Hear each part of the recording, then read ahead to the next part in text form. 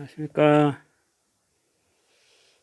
시간에는 마오쩌둥 공과 마오쩌둥 공과 중 그 일부에 대해서 좀 소개해 올릴까 합니다. 마오쩌둥 공과는 원래 중국 내부에서 삼중 전해라고 있어요. 산중 지엔허에 뭐 삼중 전해라고 했는데 이제 한자를 쓰면은 이제 이렇게 되거든요. 요 아래 삼중 전해, 삼중 전해 여기서 그 결론이 좀 났어요. 났는데 그거는 이제 중국 공산당 내부에서 나온 거고, 그건 이제 자기들 사정이고요. 그 공과에 대해서는 지금도 이게 뭐야 그 논의가 끊이질 않고 있어요. 사람마다 다르고 전문가마다 다르고 아무래도 이제 그쪽은 이제 내부 사정에 의해서 그 마오쩌둥 공과에 대해서 아마 이제 내부 결론을 이제 내린 것 같은데 이제 우리는 또 외부 시각에서 객관적으로 여기 실사구시라 그랬죠? 실사구시. 이거에 대해서 좀 알아볼까 합니다. 예.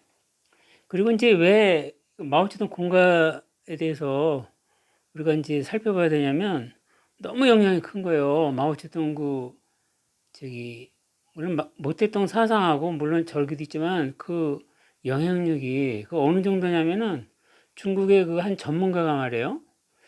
뭐라 그랬냐면은 마오쩌둥은 그 자체가 중국 공산당이다. 그 개인이 있죠? 마오쩌둥 개인. 마오쩌둥 그 자체가 중국 공산당이다. 라고 할 정도로 영향력이 엄청 있는 거예요. 지금도 그 영향력이 많이 남아있고. 그래서 이게, 그런데 왜 우리가 이제 이걸 살펴봐야 되냐면은, 지금 남녀국회 문제가 있잖아요. 남녀국회 문제 때문에 그래요. 남녀국회 문제, 지금 이제 이슈가 그거죠. 남녀국회 문제. 외관상으로는 대만 문제가 이게 크게 부각이 되는 것 같지만 실질적으로 중국 의도는 이 남녀국회 같아요. 1대1로도 있고 뭐 대만 문제도 있고 외관상으로는 대만 좀 이렇게 시끄럽고 막 그렇게 크게 있지만은 중국의 그 속셈이랄까 중국의 진짜 의도는 남녀국회에서 어떤 그 세력 있잖아요. 여기를 갖다가 좀 이렇게 장악하려고 하는 그런 거 아닌가 싶어요. 대만은 이제 거기에 이제 끼어든 거고, 어차피 대만은 안 되거든요. 뭐 전쟁하지 않는다. 그렇지만 남중국해는 어떻게 꼭 전쟁 안에서 어떻게 다양한 방면으로 압력이라든가 여러 가지 시간을 끈다든가 해서 그 영향력 확대, 거기가 중국의 진정한 의도가 있지 않는가, 이런 생각이 들더라고요. 우리 속담에도 그 성동격서 있죠? 성동격서. 대만 문제 뭐 일대일로 했지만 실제 가장 큰 그 관심사는 남중국해가 아닌가. 중국의 의도 말이에요. 자, 이와 관련돼서 우리가 요거를 좀 살펴볼 필요가 있어요. 마오쩌둥 공과 여러 가지가 있는데 그 지난번에 제가 이제 이렇게 먼저 했다가 지금 다시 하는 건데 마오쩌둥이 공 이제 다른 거 있지만 이제 제가 보는 시각에는 공이 뭐 자기들 내부적으로 있겠지만은 마오쩌둥이 가장 큰 공은 최대의 공은 간체자 같더라고요.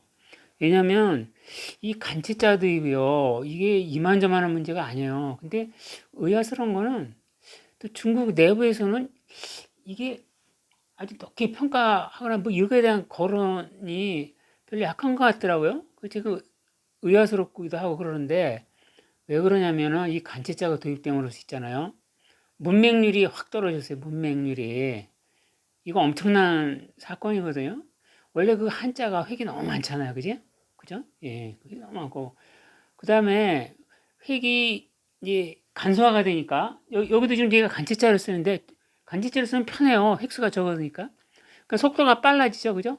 문서 처리라든가 정보 교환 이 속도가 빨라져요. 간체자를 씀으로써. 그래서 이 간체자는 그야말로 엄청난 이건 진짜 대혁명이에요, 사실은. 근데 이제 이걸 갖다가 그 중국 사람들은 잘 못 느끼는 것 같더라고요. 내 느낌에. 그 사람들이 쓰는 거니까. 근데 제가 보는 관점에서는 그 마오쩌둥이 간체자를 도입해서 시행한 것은 이것은 그야말로 어마어마한 그 혁명이고 어마어마한 사건이에요, 실은. 근데 이제 그 사람들은 잘 못 느끼는 것 같고 내부에서는 제가 보는 관점에서 그렇다.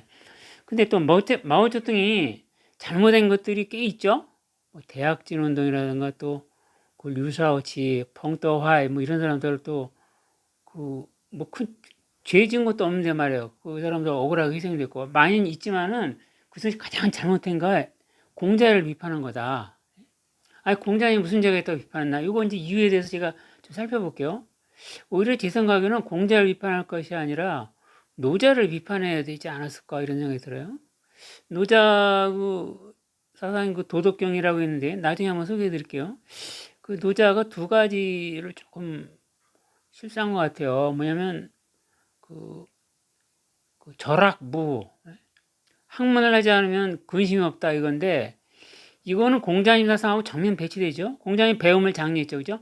학위 시습 뭐 부력 뭐 어쩌고 저쩌고 하는 거 있잖아요. 사람이 배우고 익히면 이제 기쁘지 아니한가 뭐 이런 건데 즐겁지 아니한가. 근데 이 공자를 비판했다고요, 마오쩌둥이. 그래서 이거는 아주 그 잘못된 거라 봐요. 공자는 뭘 잘못이다 공자를 비판했나? 그래서 이게 왜 공자를 비판했을까? 제가 이렇게 생각을 해보니까 그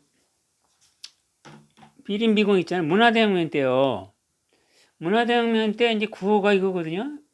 이제 인표를 비판하고 공부를 비판하는 건데 그 혁명무죄 짜오파는요. 그러니까 혁명에 죄가 없다는 거예요. 그리고 이게 짜오파는 어떤 이제 하극상인데 이게 반역 비슬하는 건데요. 그런 그게 거기 이유가 있다는 거죠. 그게 그래서 이거를 갖다가 왜 이거 내세웠냐면 아마 그런 것 같아요. 문화대혁명을 이렇게 추진했는데 그게 쉽지가 않잖아 이게. 예? 이게 뒤집어 엎는다는 게 더구나 그 일종의 하극상이거든요. 더구나 이 중국 공산당이라는 게 엄격한 그게 체제가 돼 있는데 그거 그 상사들이란가 최고위직들 그 뒤집어 엎는다는 게 이게 보통 일이 아니거든요. 그러니까 아마 마오쩌둥이 그 홍위병들한테 어떤 그 사기를 올려주기 위해서 또 어떤 그 정당성 그 도덕적인 그런 명분의 정당성을 부여하기 위해서 이걸 해내다 보니까 아마 공자님을 비판하지 않나. 여기 비린비가 공자예요. 그래서 인표는 그렇다 치고 공자님 비판한 거는 의아스러운데 아마 그 홍위병들의 이런 그 저기 그 운동 있잖아요. 홍위병들이 그 운동을 갖다가 그 운동은 뭐죠? 문화대혁명이죠. 그 무산계급 문화대혁명 그거 한 건데 그걸 갖다가 좀 이렇게 뭐야 그 명분을 주기 위해서 공자를 비판하지 않았나 이런 생각이 들더라고요. 그거 아니면 이유가 없어요. 뚜렷하게 왜? 그다음에 그 삼중전해라는 게 있는데 여기서는 이제 마오쩌둥이 공가에 대해서 내려졌고 근데 이게 왜 지금 이게 지금 중시되냐면 이 지금 남중국해 문제도요. 이게 이제 마오쩌둥이 저기라 그랬어요. 미국 종이호랑이라 그랬거든요. 주얼라오호, 주얼라오호, 종이호랑이다 이거예요. 그래서 그 당시에는 그래도 믿는 구석이 있지 않았나. 소련이라는 그 동맹은 아니지만 동맹 비슷하게 같은 소련이 뒤에 있으니까 받치고 있기 때문에 그렇게 쉽게 얘기하지 않았나. 그러는데 사실은 그건 얘기가 안 되죠. 미국은 세계 최강대국인데. 근데 이게 지금까지 그런 흐름이 조금 있지 않나 싶어요. 그런 그 뭐랄까. 그래서 지금도 이 남중국해에서 문제가 지금도 계속되고 있는 것도 사실은 미국하고 좀 이렇게 대화를 하고 타협을 하고 이랬으면 좋겠는데 여기서 문제가 불거지고 자꾸 미국하고 대립이 되니까 이제 국제 국제 경제 있죠. 거기서 교역도 축소되고요. 뭐 수출 수입 뭐 금지하고 막 이러는 와중에 교육이 금지되고 수출 수입이 거래가 줄면 경기도 안 좋아지겠죠. 예, 그래서 이게 지금 남녀국해 문제도 이런 후유증이 있지 않나. 그 무대통령 시대에. 그래서 지금은 사실은 좀 많이 바뀌긴 바뀌었어요. 과거에는 그 무상계급 전쟁인데 이건 뜻은 그 무상계급 독재요. 이제 쉽게 말하면 프롤레타리아 독재. 예. 그러니까 무상기급이 독재하겠다는 거예요. 틀어주고. 이렇게 해다가 중국이 헌법에서요. 헌법이 지금 이제 어떻게 돼 있냐면 지금은 인민민주 전쟁으로 바뀌었어요. 인민민주 독재. 물론 인민민주 독재는 뭐냐면 무상계급이 아니어도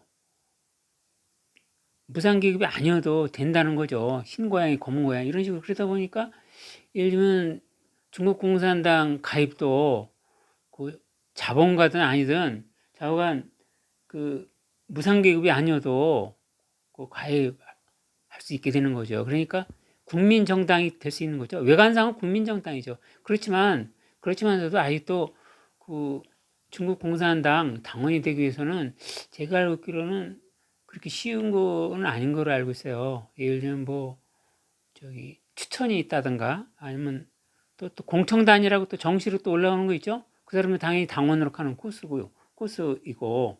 그래서 이게 인민민주 독재로 바뀌었지만은 그래도 그 공산당의 영도라 그래요. 공산당의 영도 그거는 변함이 없는 것 같다. 뭐 그런 생각이고요. 그다음에 이제 사유재산 보호가 헌법으로 다 이게 명시됐어요. 사유재산을 보호한다고. 그런데 이거 관련돼서 또그 내부에서도 또 반발이 좀 있는 것 같더라고요. 뭐냐면 우리가 생각할 때는 자유가 많이 주어지고 시장 경제, 중국 특색의 사회주의 아니에요? 그 개혁 개방되고 소득도 늘고 해외여행도 많이 들고 좋은 거 아니에요? 그런 와중에서도 이거에 대해서 좀 뭐랄까 일부이긴 하지만 그 부정적인 사람들이 있어요. 그래서 제가 전에 보면 몇 년 전에 그 동영상으로 봤는데 사유재산 반대 데모를 하더라니까요. 그래서 저도 놀랐는데 아니 자유가 많아지고 사유재산 되고 확대되고 시장 경제 되면 좋아지는데 아 또 그런 사람이나 세력이 있더라고요. 근데 이 사람들이 그 평상시에는 그 데모라거나 이렇게 불평불만을 노골적으로 이렇게 대대적으로 표출하기가 쉽지는 않아요. 그런데 이날은 가능하거든요. 이날이 12월 26일이 마오쩌둥 생일이에요. 12월 26일은 마오쩌둥 뭐 탄신 기념한다 하고 대규모 이제 군중이 모이고 그러면 거기에서는 뭐랄까 그 마오쩌둥 시대의 그뭐 향수라고 그럴까? 어쨌든 이제 개혁 개방되면서 이제 중국 특색의 사회주의 뭐 하면서 시장 경제하면서 빈부 격차가 커지고 좀 살기 힘들어지고 그런 사람들이 꽤 있거든요. 그 사람들은 또그 다른 생각도 가질 수도 있어요. 또 그런 사람도 실제 있고 그래서 물론 다수라고 보이지는 않지만 분명히 그런 사람들과 세력이 존재하고 있거든요. 그 사람들은 12월 26일 날 대규모 이제 군중대회 형식으로 해서 그 이제 자기 불평불만을 갖다가 우회적으로 이제 이렇게 나타내죠. 그래서 이게 중국이 참 그런 묘한 점이 있어요. 개혁 개방하고 이미 그 자유의 맛을 봤거든요. 해외여행도 자유화되고 말이에요.